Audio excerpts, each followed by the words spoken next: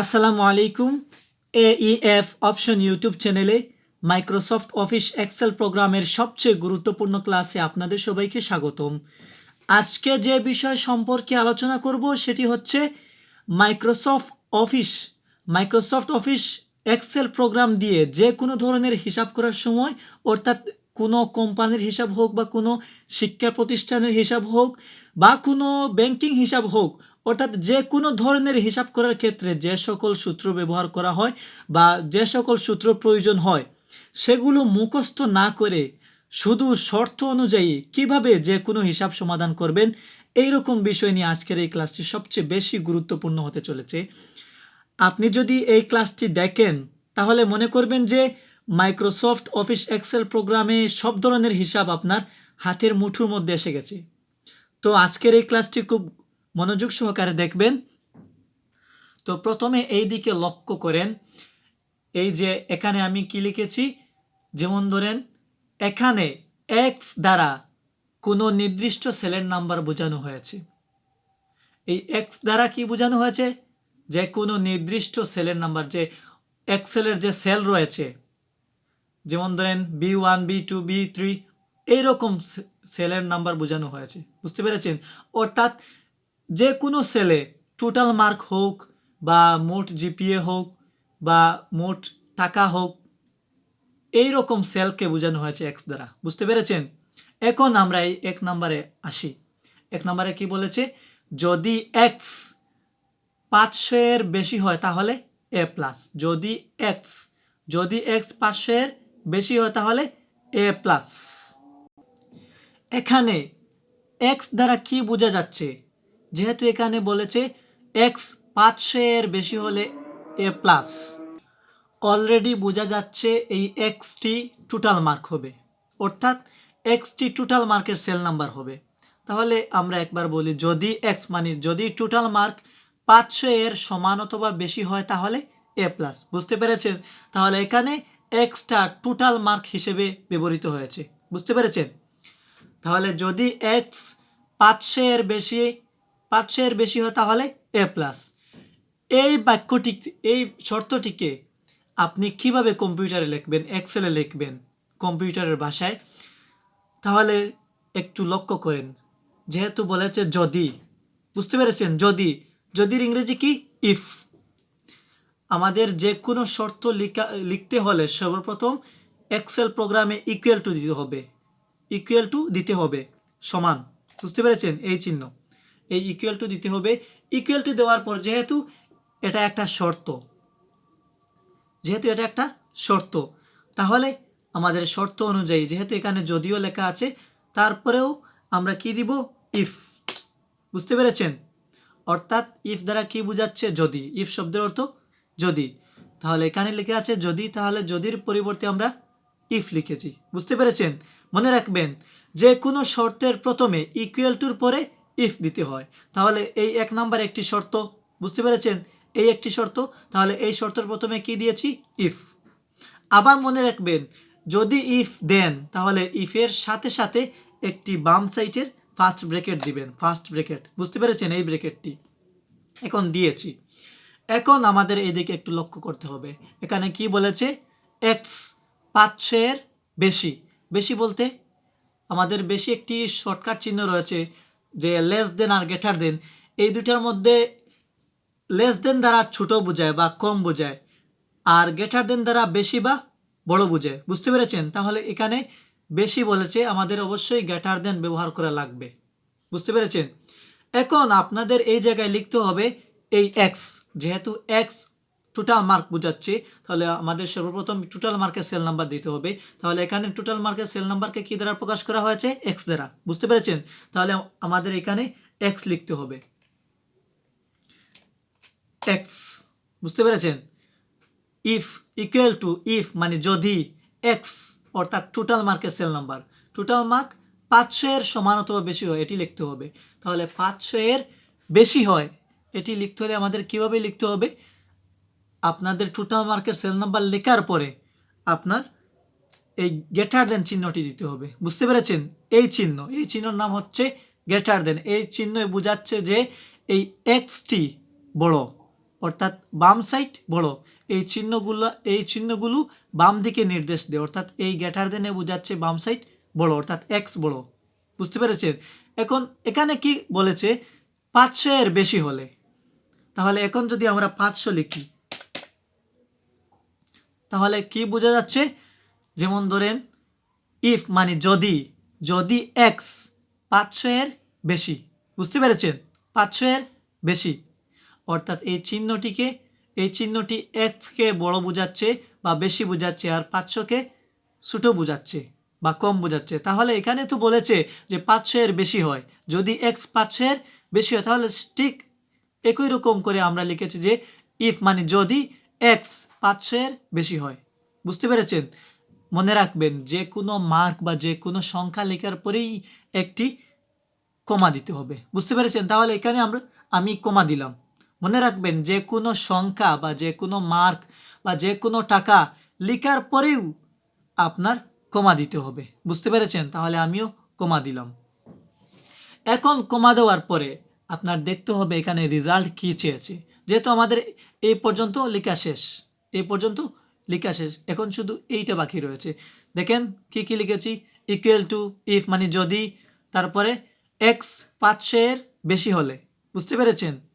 এখন আপনাদের লিখতে হবে এই এ প্লাস। মনে রাখবেন যে কোনো রেজাল্ট দুইটা ইনভার্টেড কমার মাঝখানে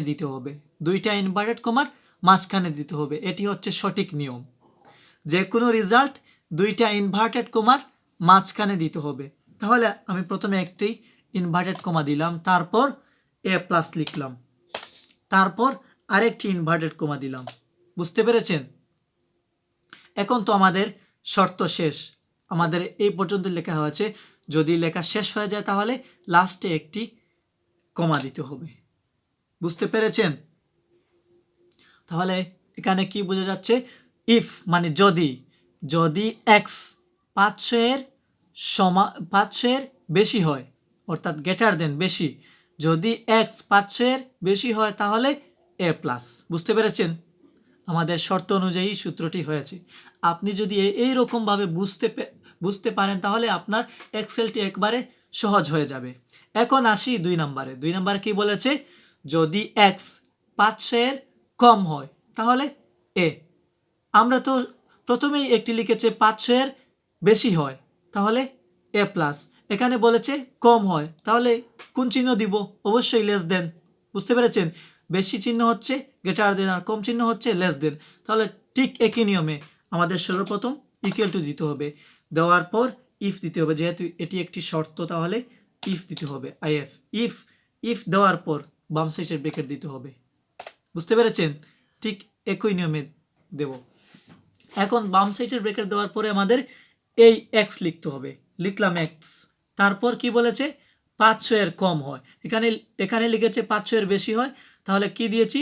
500 এক্স গ্রেটার দেন 500, আর এখানে বলেছে 500 এর কম হয়, তাহলে আমরা লিখব এক্স লেস দেন 500। বুঝতে পেরেছেন? যদি 500 এর কম হয় তাহলে কি? এ। এখন 500 লিখেছি, যেহেতু আমাদের জানা হয়েছে যে কোনো সংখ্যা বা মার্কের পরে একটি কমা দিতে হয়, তাহলে এই কমাটি এখানে দিব। তারপর আমাদের রেজাল্ট লেখা বাকি রয়েছে। বুঝতে পেরেছেন? তাহলে রেজাল্ট কিভাবে লেখা হয়? দুইটা ইনভার্টেড কমার মাঝখানে। তাহলে দুইটা ইনভার্টেড কমা দিলাম, প্রথমে একটি ইনভার্টেড কমা, তারপর এ, তারপর আরেকটি ইনভার্টেড কমা। বুঝতে পেরেছেন? তারপর যেহেতু শেষ, এইখানে না, আমার লিখতে হবে এইখানে। প্রথমে একটি ইনভার্টেড কমা, তারপর এ, তারপর আরেকটি ইনভার্টেড কমা। বুঝতে পেরেছেন? এখন আমাদের শর্ত লেখা শেষ, একটি কমা দিতে হবে। বুঝতে পেরেছেন? এখন আসি 3 নম্বরে। 3 নম্বরে কি বলেছে? যদি এক্স 300 এর সমান অথবা বেশি হয়, 300 এর সমান অথবা বেশি হয় তাহলে বি। ঠিক এই এক্সটি আমাদেরকে বোঝাচ্ছে যে টোটাল মার্ক হবে, অর্থাৎ যদি টোটাল মার্ক 300 এর সমান অথবা বেশি হয় তাহলে বি। বুঝতে পেরেছেন? তাহলে এখানে এক্স দ্বারা কি বোঝাচ্ছে? টোটাল মার্কের সেল নাম্বার, অর্থাৎ টোটাল মার্কের সেল নাম্বারকে এক্স দ্বারা প্রকাশ করা হয়েছে এখানে। তাহলে আমাদের সর্বপ্রথম তো ইকুয়াল টু দিতে হবে, যেহেতু এটি একটি শর্ত, তারপর ইফ দিতে হবে। বুঝতে পেরেছেন? তারপর একটি ব্র্যাকেট। এখন আপনার লিখতে হবে এই যে এক্স দিলাম, এক্স দেওয়ার পর এখানে কি বলেছে, এখানে তো বলেছিল 500 এর কম হয়, তাহলে এখানে কি বলেছে 300 এর সমান অথবা বেশি হয়। এখন এইটা কিভাবে লিখবেন, খুব মনোযোগ সহকারে দেখেন। এখন যদি আপনি একটি গ্রেটার দেন দেন, যেহেতু বেশি বলেছে তাহলে প্রথমে গ্রেটার দেন দিলাম, তারপর আবার বলেছে কি সমান, তাহলে একটি সমান চিহ্ন দিলাম। এখানে কি বোঝা যাচ্ছে, এক্স সমান অথবা বেশি। গ্রেটার দেনে কি বোঝা যাচ্ছে, বেশি, এবং সমানে সমান। বুঝতে পেরেছেন, এক্স সমান অথবা বেশি। বুঝতে পেরেছেন। এখন কত এর সমান অথবা বেশি, এখানে বলেছে 300, তাহলে 300 লিখলাম। বুঝতে পেরেছেন। তাহলে যদি এক্স অর্থাৎ টোটাল মার্কেট সেল নাম্বার 300 এর সমান অথবা বেশি হয় তাহলে বি। এখন 300 লিখেছি, আমাদের তো জানা আছে যে কোনো মার্ক বা নাম্বার লেখার পরে একটি কমা দিতে হয়, তাহলে কমা দিলাম।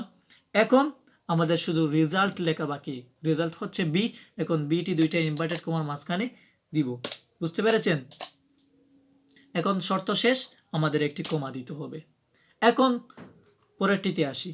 4 নম্বরে কি বলেছে, যদি এক্স 299 এর সমান অথবা কম হয় তাহলে সি। একই নিয়মে এখানে বলেছে বেশি, এখানে বলেছে কম। বুঝতে পেরেছেন।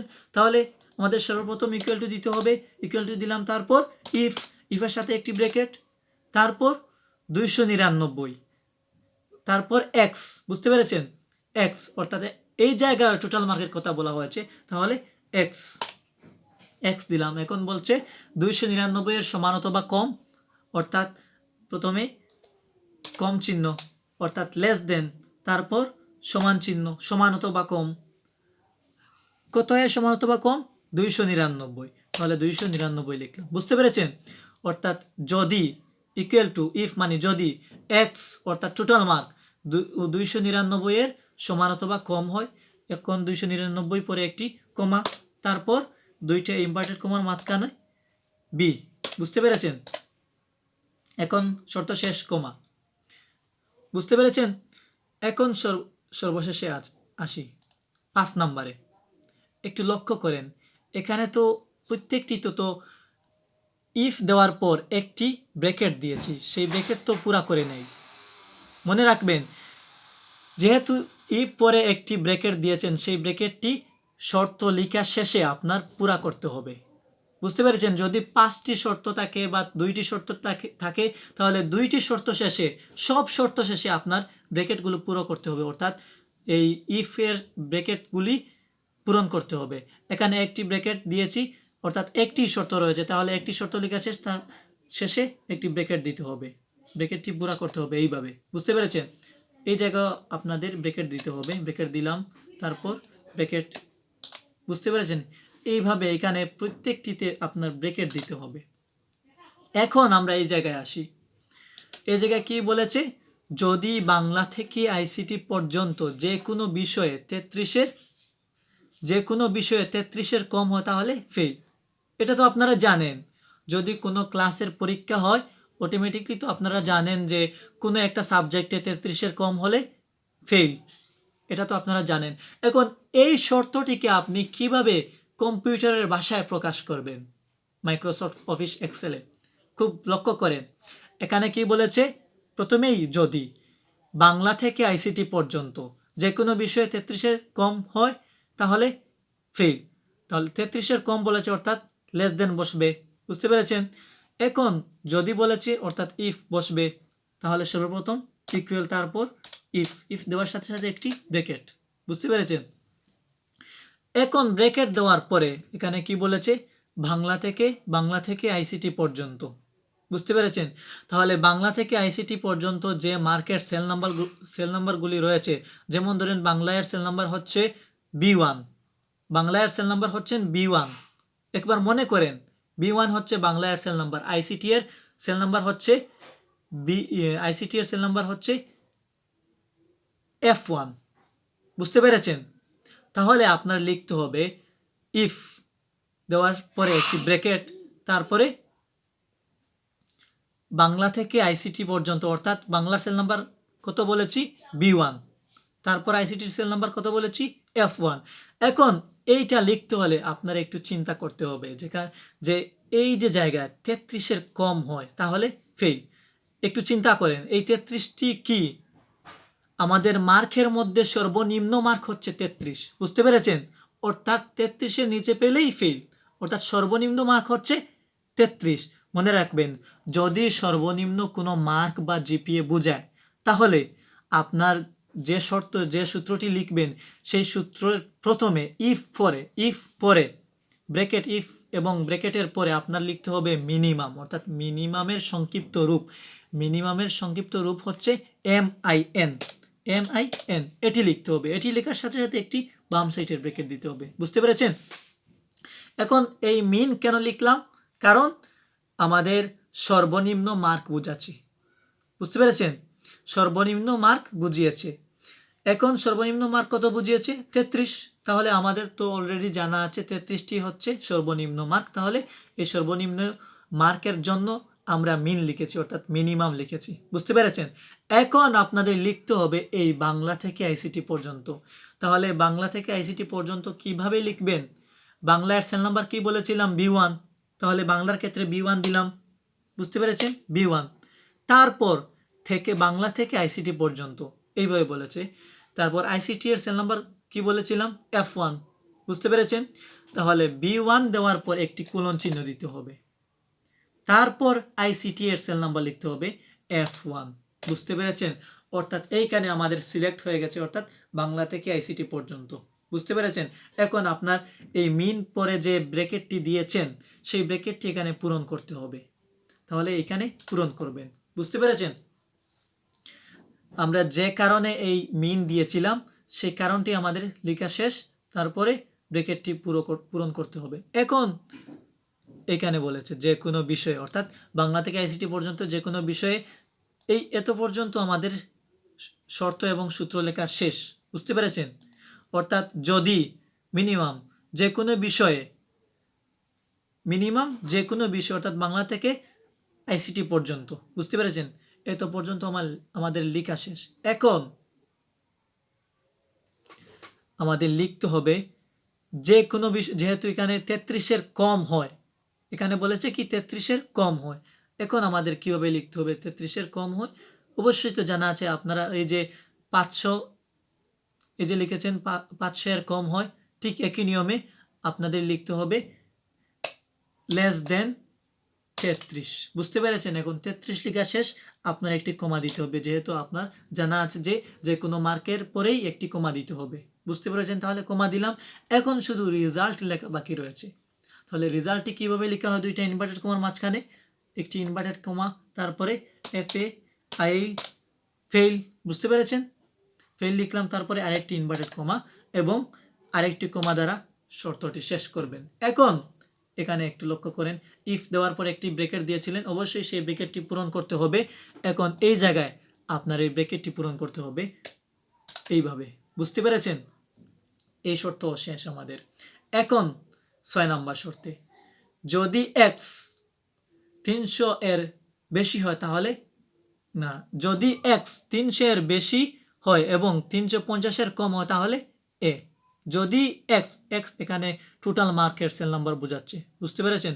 যদি x 300 এর বেশি হয় এবং 350 এর কম হয় তাহলে a। এই শর্তটি কিভাবে লিখবেন? সর্বপ্রথম তো আপনাদের ইকুয়াল টু দিতে হবে, দেওয়ার পর এখানে যেহেতু একটি শর্ত রয়েছে, অর্থাৎ যদিও রয়েছে, তারপর ইফ দিতে হবে, বুঝতে পেরেছেন? ইফ দেওয়ার পর একটি ব্র্যাকেট। এখন একটু লক্ষ্য করেন, এখানে কি বলেছে? 300 এর বেশি, 300 এর বেশি, অর্থাৎ এখানে বেশি বলেছে একটি শর্তের ভিতরে। সেম একই শর্তের ভিতরে আবার এখানে বলেছে কম, অর্থাৎ আমরা বেশি কোন চিহ্ন দ্বারা প্রকাশ করব? গ্রেটার দেন দ্বারা। কম কোন চিহ্ন দ্বারা প্রকাশ করব? লেস দেন দ্বারা, বুঝতে পেরেছেন? মনে রাখবেন, যে শর্তের মধ্যে লেস দেন এবং গ্রেটার দেন দুই চিহ্ন ব্যবহার করা প্রয়োজন হবে, সেই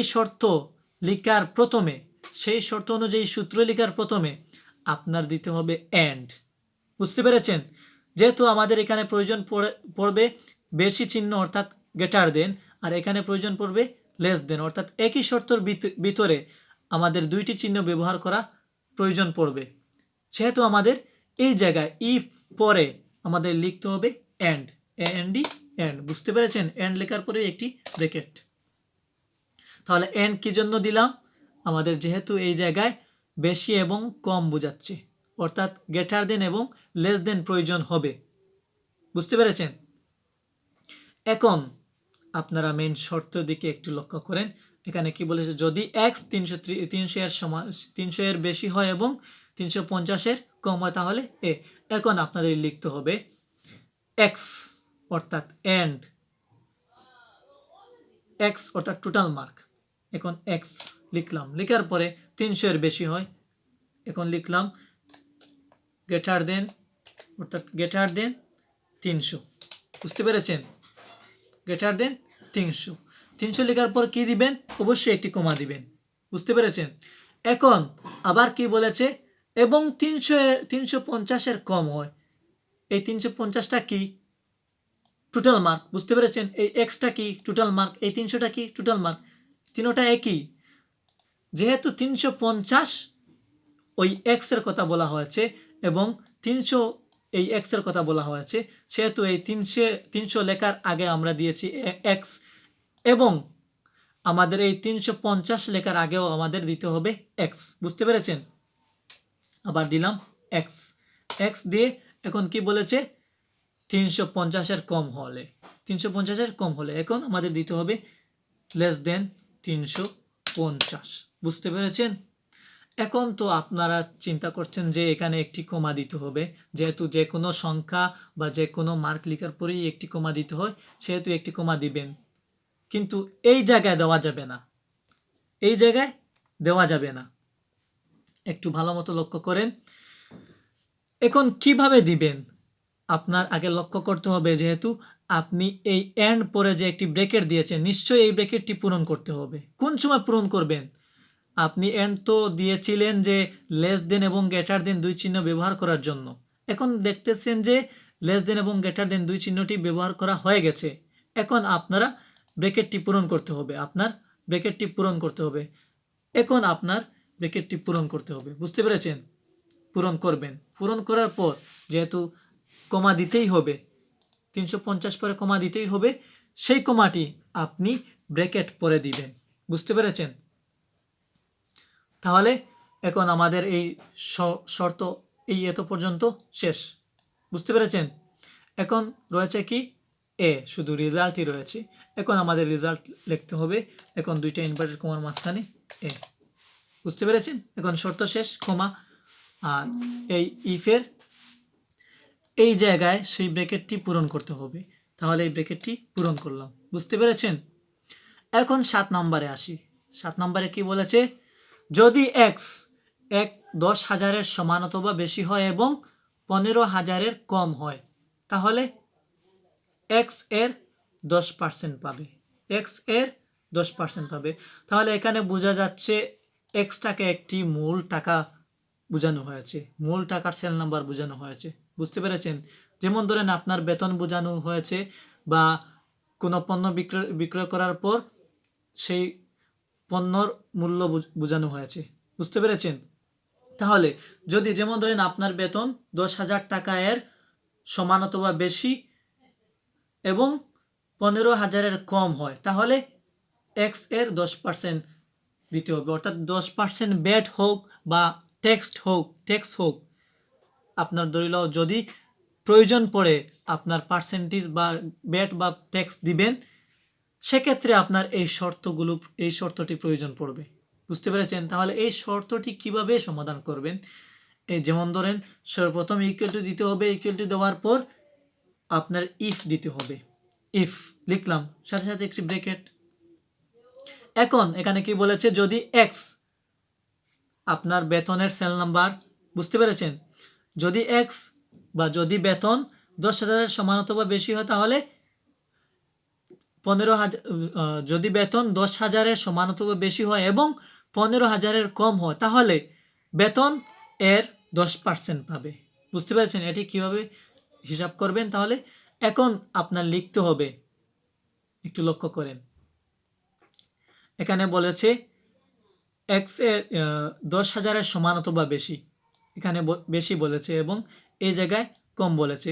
ঠিক একই নিয়মে এই জায়গা তো এন্ড দিয়েছিলাম, কোন কারণে দিয়েছিলাম, এই বেশি এবং কমের কারণে, অর্থাৎ লেস দেন এবং গ্রেটার দেনের জন্য। এখন ঠিক একই নিয়মে আমাদের এই জায়গায় লিখতে হবে এন্ড। বুঝতে পেরেছেন? এন্ড দেওয়ার পর একটি ব্র্যাকেট। এখন আমাদের লিখতে হবে এই এক্স। লিখলাম এক্স। এক্স লেখার পর 10,000-এর সমান অথবা বেশি হয় এটা লিখতে হবে। এখন এক্স লেখার পর আমরা দিলাম বেশি চিহ্ন, তারপর সমান, তারপর 10,000। বুঝতে পেরেছেন? আপনার তো জানা আছে কিভাবে লিখতে হয়, এই একটু আগে দেখিয়েছি। এখন 10,000 লেখার পরে এটি কমা দিতে হবে, যেহেতু আপনি জানেন যে যে কোনো সংখ্যা বা যে কোনো টাকা যে কোনো মার্কের পরেই একটি কমা দিতে হয়। কমা দিলাম। বুঝতে পেরেছেন? কমা দিয়েছি। এখন কি দাঁড়াচ্ছে, যেমন ধরেন এক্স 10,000-এর সমান অথবা বেশি হয়। তারপরে কি বলেছে, এবং 15,000-এর কম হয়। এই 15,000 দিয়ে কি বোঝানো হয়েছে, এই এক্সটিকে বোঝানো হয়েছে, অর্থাৎ বেতনটিকে বোঝানো হয়েছে।